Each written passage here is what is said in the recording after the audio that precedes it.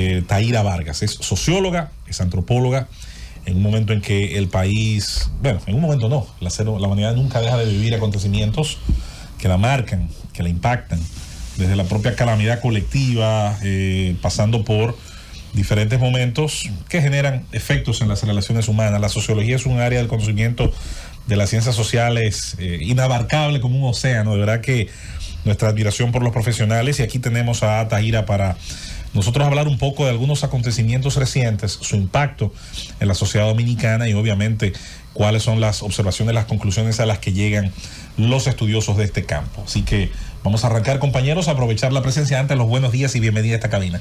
Buenos días, gracias por la invitación. Claro que sí. Taira, bueno, yo tengo dos preguntas, si da tiempo. Te hago las dos, pero me quiero ir a lo más general. Aquí ha habido un cambio de paradigma enorme. O sea, antes se prostituta, se chapeadora, cosas de ese tipo eran ocultas. Las mujeres que la ejercían o la hacían se sentían mal y trataban, inclusive al que le decían hija de la gran puta, tú tenías que pelear. Sin embargo, hoy en día hay algunos estigmas que se han cambiado. Las inconductas son a veces objeto inclusive de orgullo. Y quise usar el tema de las mujeres, pero usted sabe que eso se ve también con el tema de los capos, lo demás, y se le canta y se un poco se exhibe con orgullo. ¿Qué pensamiento tienes tú de ese cambio? Si lo consideras que es un cambio en tu observación de la sociedad. Mira, yo creo que el cambio no es que el fenómeno exista o no exista, el fenómeno ha existido siempre. Y son dos cosas diferentes las que tú has planteado. Una cosa tiene que ver con el tema del trabajo sexual y otra cosa tiene que ver con lo que es la parte del narcotráfico. Con respecto al trabajo sexual, el hecho de que exista una transacción económica en el sexo tiene origen histórico en el mismo matrimonio. O sea, el matrimonio surge como una pauta social que marca el que la relación del sexo se haga con una retribución del hombre encargándose de la mujer. Recuerda que por muchos años, por siglos, las mujeres no tenían derecho a trabajar, no tenían derecho a buscar sus propios ingresos, a ser autónomas económicamente, sino que las únicas que eran autónomas económicamente eran las trabajadoras sexuales. Eran las que se habían atrevido a públicamente hacer el sexo y atravesar y asumir lo que significaba socialmente su condena. Entonces, el hecho de que el sexo, de que la mujer no tenga derecho al placer y que cuando va a ejercer el placer tiene que ser a través del matrimonio, marcó el sexo por mucho tiempo y lo sigue marcando. Fíjate que hay niñas que cuando la madre sabe que está teniendo sexo, lo que hace es que la obliga a que el hombre se la lleve. Tiene que casarse por su honor, ¿no? Y aún siendo niña, la obliga a que el hombre se la lleve, ¿no? Y eso no es de ahora, eso es de todos los tiempos, y si se recuerdan las abuelas, las bisabuelas, lo que pasó con ellas era un poco eso, ¿no? Entonces, esa transacción económica ha provocado y sigue provocando el hecho de que las mujeres estén utilizando esa transacción económica como fuentes de ingreso. ¿Qué ha pasado hoy? Que muchas personas que se dedican, además hay demasiados matices alrededor de esa transacción económica, lo que le llaman el sexo transaccional. O sea, está el trabajo sexual de quienes se dedican al trabajo sexual, pero está también de las personas que no se dedican al trabajo sexual, pero hacen sexo por transacción económica de manera oculta. Pero también están aquellas que son las amantes, ¿no? Que son las que también han existido históricamente, marcando una ruptura con la monogamia preestablecida constitucionalmente, pero existente en la realidad. O sea, el hombre tiene derecho a la poligamia. No ha habido nadie preso por tener 3 amantes o 4 amantes, y ellas tampoco presas por vivir del sexo con estos hombres que la mantienen y le tienen todos sus ingresos resueltos y todos sus gastos resueltos. Entonces, todos esos matices están detrás de lo que se llama el sexo transaccional. Y de alguna manera, haber existido por tanto tiempo va provocando un proceso evolutivo hacia que se haga cada vez más explícito, más visible y más visible en ese sentido, como está pasando con muchas otras situaciones que se han mantenido ocultas por mucho tiempo, pero como hay más información sobre ellas, como hay más presencia en las redes y en todos lados sobre la realidad que se vive a todos los niveles, pues se va haciendo cada vez más visible. Tajira, hay un elemento que podría ser el común denominador, la supervivencia de mucha gente entre todos estos fenómenos. Y por ejemplo, a nosotros nos motivó sobre todo invitarle aquí el fenómeno de Kiko La Quema en San Cristóbal, específicamente en Cambita, una sociedad clamando por una persona que incluso tenía niñas, abusaba de niñas, pero no lo ve esa comunidad como eso, lo ve como un salvador, como un protector. O sea, ¿por qué se da este tipo de fenómenos si una sociedad, aún en el 2021, no reacciona y se ve como víctima de ese tipo de fenómenos sociales? Mira, qué bueno que me pusiste esa pregunta. Tú me la hiciste la semana pasada. Después de eso, incluso tuve un programa hablando sobre el tema, estuve indagando con personas de Cambita, amigas mías, y personas que han ido acá, que visitan. Y lo que me cuentan es que Cambita cambió en los últimos 5 años, porque de un pueblo donde había mucha delincuencia, donde se robaban los motores, donde atracaban y robaban, ya la gente dejaba los motores con llave. Incluso la persona que me habló me dice, yo fui a Cambita y me sorprendí hace un año de que había motores en la calle con llaves puestas y nadie se lo llevaba. Le cuestioné a un amigo mío sobre eso, me dijo él, y él me dijo que eso era gracias a Kiko La Quema. Caudillo por la gracia de Dios. Entonces, ¿qué pasó? Este señor organizó un sistema de protección y acuerdos con los mismos delincuentes. O sea, tú aquí no vas a robar. Tú, si vas a robar, es fuera del pueblo. Aquí, las personas que tengan problemas, situaciones de necesidades, hay un fondo establecido para cooperar y apoyarlas. Entonces, él estableció ese sistema, él organizó a la gente en función de eso, y él estableció también un sistema cooperativo interno en el pueblo. Entonces, todo eso produjo un cambio en Cambita. Y ese cambio la gente lo ve como bueno y válido, porque si tú estás, y ahorita estaban hablando del problema de la inseguridad, si tú estás viviendo condiciones de inseguridad y ahora vives condiciones de seguridad, ¿qué se debe? Más aún cuando la gente vio que antes, cuando era la policía la que iba, no resolvía, lo que hacía era cobrarle a los delincuentes, cobrarles a los gente de los puntos de droga, y de esa manera se mantenían las redes delictivas. Pero es sostenido algo como eso, o sea, llega un momento en que debe explotar, ¿no?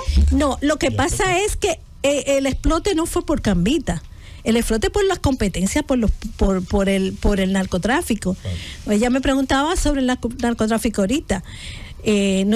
Nuestras redes de narcotráfico, las redes criminales del narcotráfico, tienen una relación muy estrecha con la policía, y eso no es nuevo. Yo tengo más de 15 años trabajando el tema, y recuerdo en el 2008 cuando saqué la información públicamente de cómo la policía cobra por los puntos de droga, cobra a los atracantes, cobra a todos los sistemas de redes criminales, y eso ha mantenido que eso continúe. Y en los barrios la gente lo que está es en zozobra por la policía. Exacto. Porque la policía no deja a los muchachos cuando llegan de los liceos tranquilos. ¿No entiendes? ¿Y cómo tú podrías explicarnos qué implicación tiene eso desde el punto de vista sociológico? Que un personaje como Kiko La Quema sustituye el papel que debe tener, por ejemplo, los organismos de orden y de protección al ciudadano. Esa es una excelente pregunta. Eso. Porque resulta que es una gran lección para los organismos del orden y para el Estado dominicano. Cuando tú dejas vacíos, esos vacíos lo cubren otras personas, otros grupos, otras organizaciones que se convierten en líderes. Y ese liderazgo tiene un costo social. ¿Me entiendes?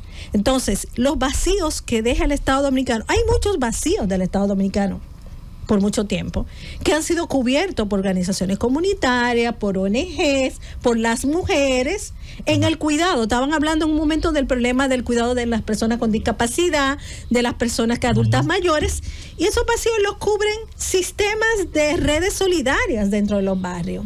Esas prácticas solidarias siguen existiendo. Ahora, si esas prácticas solidarias que existen son acompañadas por gente que se da cuenta de que aquí lo que necesitamos es poner fondos para que esas prácticas solidarias se solidifiquen y yo aprovechar eso como capital político para mí, entonces se genera esto, y eso entra en paralelo con el Estado y te demuestra lo débil que es nuestro Estado.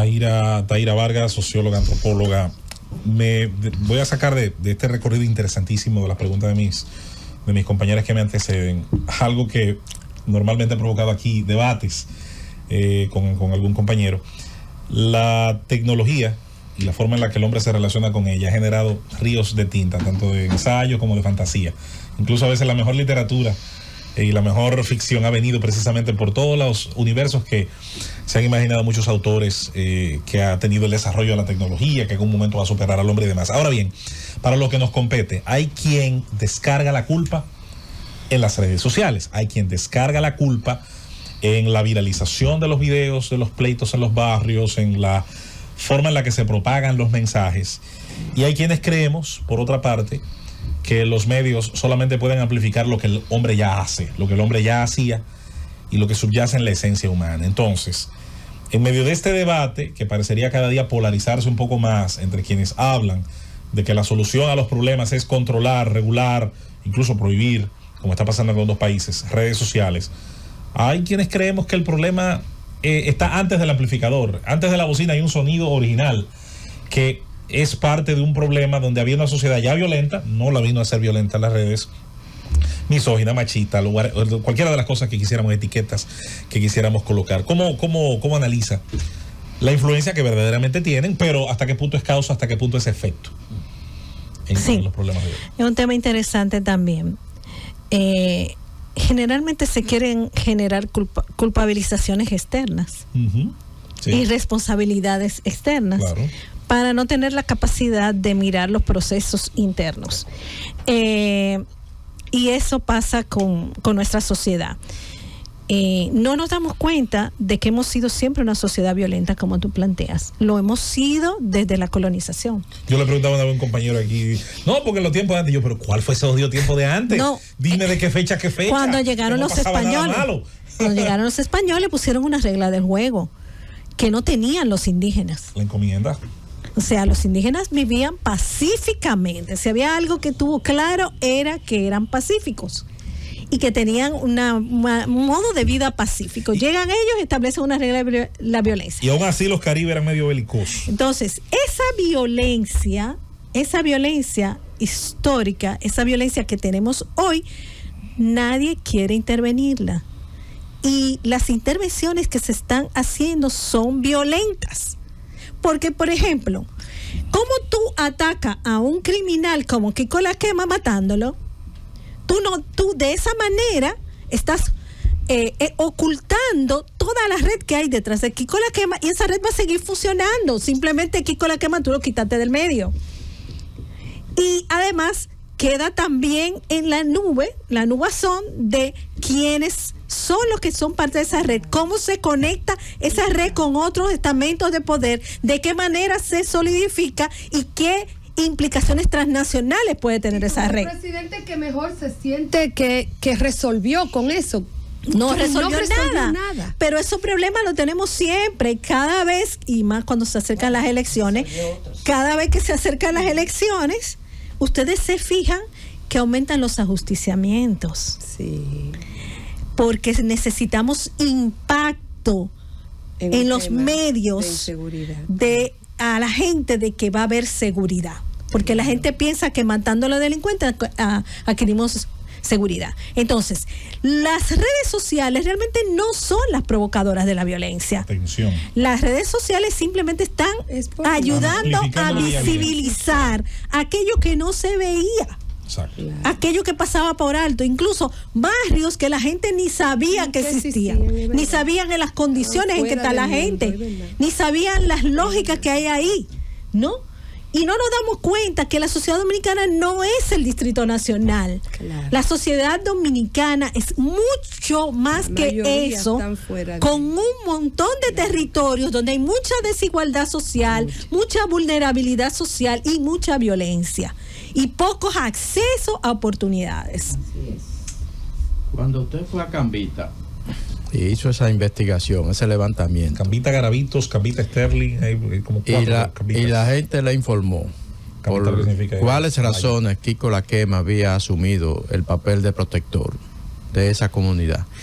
Ahí también usted recibió la información de a qué realmente se dedicaba él. O sea, cuál era el accionar de él en la comunidad, fuera de esas actividades, porque eso es común del narco, de convertirse en un protector, el tipo que resuelve. Un juez. Aquí nadie va a robar porque el que robe se va a fuñir conmigo, ese tipo de... Pero al margen de eso, ¿a qué realmente se dedicaba él? De acuerdo a los informes que usted recibió. Sí, bueno, pero precisar, yo no fui Cambita. Yo tuve algunas conversaciones con personas que son de Cambita, que conozco. Yo he ido a Cambita en otras ocasiones y he trabajado allá, y con personas que han visitado Cambita recientemente. Entonces, Kiko La Quema, según las informaciones que tengo, era una persona que estaba vinculada a las redes de tráfico de drogas. Pero en Cambita no funcionaban esas redes.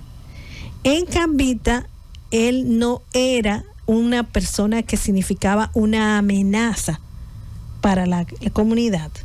¿Me entiendes? Se sabía que él estaba en eso, pero no se consideraba una amenaza. El tema de los abusos sexuales, lamentablemente, en nuestro país están legitimados. La gente no lo ve como un problema. Y no es solo Kiko La Quema. Tenemos dirigentes políticos, tenemos legisladores, tenemos candidatos, tenemos síndicos, tenemos un montón de gente que tiene puestos de poder que ha cometido abuso. Bueno, tuvimos un presidente de 30 años que violó muchísimas niñas y adolescentes. Un tirano que violó niñas y adolescentes y que organizaba certámenes de belleza para ubicarlas. Él y su séquito, porque Petán fue otro emonado que acabó abusando sexualmente. Entonces, una sociedad que el abuso sexual fue legitimado desde el Estado. Hay que remitir, Taira, a un trabajo periodístico que ojalá esté por ahí, YouTube. Se llama Trujillo, la lujuria de un macho dictador, un trabajo de Nuria Piera extraordinario precisamente sobre ese tema. Llegó a entrevistar incluso a algunas sobrevivientes de esos abusos. Es un trabajo que debería ser rescatado precisamente por esa problemática que muy bien dice sobre hoy. Todo que romantizan tanto claro. a Trujillo. Y a Rubirosa y otros casos. Él desvirgaba a niñas con un dedo, cuando ya no podía hacer nada. Claro. Desvirgaba, no violaba. Violaba. Sí. Claro. Ese es el punto. O sea, casi siempre yo recuerdo de niña se decía que él enamoraba. No enamoraba, violaba. Claro. Como que era Juan Tenorio que enamoraba. Claro. Como O sea, que él daba. Sí, pero tú cuando digo obligas a una desbrindar, niña porque que te la todavía traiga, es mucho más patético tú agarrar una niña que todavía no ha tenido ningún contacto sexual y introducirle un dedo nada más por el gusto de decir que tú la defloraste. Y él hacía eso. Sadismo. Era una cosa terrible. Sadismo. Pero bueno, mientras tanto, un Estado de Derecho todavía incapaz de abarcar toda la extensión de nuestro territorio, con esos vacíos que usted señala, que luego otras jerarquías llenan y no siempre las positivas, porque si esos vacíos, como muy bien ha dicho usted, los llenara la mayoría de las veces, tal vez la propia capacidad de asociatividad comunitaria, otro cantar fuera. El narcotráfico, el crimen organizado tiene sus propios códigos, funcionan muy bien, hay que decirlo, es una actividad rentable que tiene disciplina entre sus miembros y que ha logrado incluso desde la Italia de la Ndrangheta, la Cosa Nostra, ha logrado mantener esos códigos, incluso enviarlos al mundo a través de la migración, del cine y demás. Y bueno, hoy nos estamos enfrentando a una sociedad muy compleja en las señales que estamos recibiendo de algunos comportamientos. Nos preocupa mucho, Yadira. Y no le preocupa, Tahira, que no se está reflexionando sobre esos temas aquí. Por ejemplo, no hay un cuerpo de sociólogo la crueldad en la de los niños, policía. que por ejemplo hemos hablado aquí. O sea, para ver más allá exacto, dónde está la raíz, como ella bien dice. Solamente son acciones reactivas, paliativas, pero no se está viendo. O sea, ¿dónde está antes se escuchaba mucho a los sociólogos, hoy en día casi no. Mira, yo no soy socióloga. Primero esa aclaración, yo soy antropóloga social. Bueno, pero es una rama parecida. Sí, mira, ciencias sociales. Lo que tú dices es verdad. O sea, nosotros necesitamos mucho más corporeidad en términos de pensamiento social, en términos de análisis social, de las personas que estamos vinculadas a las ciencias sociales. Lamentablemente estamos dispersos, ¿no? En términos de institucionales. Hay una deuda de la academia y hay una deuda también de espacios interdisciplinarios, multidisciplinarios. Ahora, sí también hay otro tema y es que lamentablemente el Estado Dominicano tiene dificultades para fomentar el pensamiento crítico y aceptar el pensamiento crítico.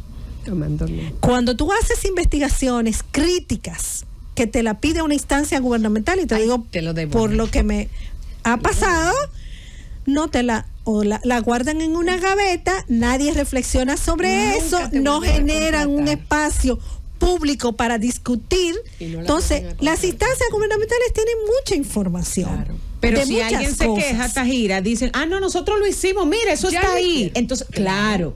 Picó aunque eso aunque no sirva para nada. Mira, lo del defensor del pueblo, que ella trabajó directamente, no solamente en la recolección, sino también en el análisis de los datos. Eso molestó en algunas instancias. Claro que sí.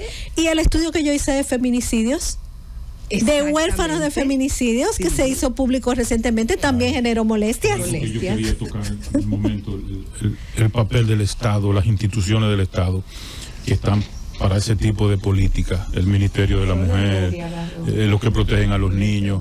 ¿Esas políticas que se están aplicando desde ahí son efectivas?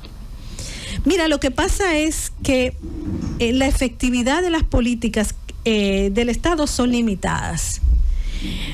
No es que no se está haciendo nada, se están haciendo, hay acciones que se están desarrollando desde las instancias de protección de la niñez, desde educación, desde el Ministerio de la Mujer, pero primero, no hay coordinación intersectorial. No existe.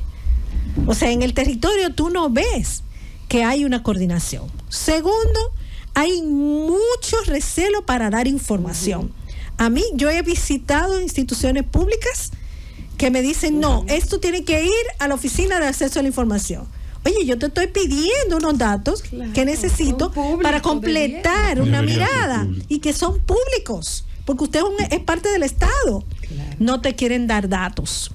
Entonces, el trabajo que tienen tiene poco impacto, porque además aquí lamentablemente, la inversión de recursos en la niñez, en la adolescencia, en las mujeres, por ejemplo, ese tema de huérfanos de feminicidio es mínimo para todo lo que se necesita. En el territorio, cada instancia del gobierno que está en el territorio tiene que esperar a decisiones centralizadas. No manejan su propio presupuesto. No hay una autonomía presupuestaria, no hay un proceso de descentralización en el país a nivel territorial. Entonces te vas a San Cristóbal y te vas a encontrar con muchísimos problemas de todo tipo, porque es una provincia llena de problemas de violencia de todo tipo, pero las instancias gubernamentales tienen las manos amarradas, ¿no? Y no tienen impacto, y además están concentradas en hacer actividades que ofrezcan capital político y más en estos momentos. Vamos a abrir los teléfonos, un par de llamadas en la recta final con la presencia de nuestra invitada Taira Vargas, antropóloga social. Vámonos con el contacto al 809-732-0101, la línea del Gran Santo Domingo, el 809-221-0101, la línea de todas las provincias del país, y el 855-221-0101, sobre los comportamientos de esta sociedad que a usted más le preocupan, estos fenómenos que, como muy bien ha dicho Taira, hay que analizarlos, se necesita obviamente un espacio interdisciplinario para poder llegar a conclusiones que puedan servir luego para aplicar, o ya sean políticas públicas o aspectos de enseñanza en la formación de nuestros recursos humanos. Saludos, buenas. Gobierno de la mañana, adelante. Sí, buenos días, José Luis. Cuéntamelo todo. Josecito de los Praditos. Josecito, dime. José Luis. Sí. Por primera vez en mi vida, un presidente acepta, tanto en el poder y con una ventaja. Qué bueno ir al debate, qué bueno, Josecito. Buenas, adelante. Buen día, muchas bendiciones. Cuéntenos. Se habla bien para Santo Domingo Norte. Sí. Mira, le quiero hacer una pregunta. Saludos para todos, Sí. Y feliz inicio de semana. Gracias, mi amor. Le quiero hacer una pregunta a la profesional que está ahí. ¿Qué ella opina de un padre, una madre, una familia que trae un niño al mundo, o una niña, femenino o masculino, y porque sabe que es homosexual, le da la oportunidad a otro hermano de que lo mate, o lo tira a la calle? ¿Qué pasó? Menor de edad.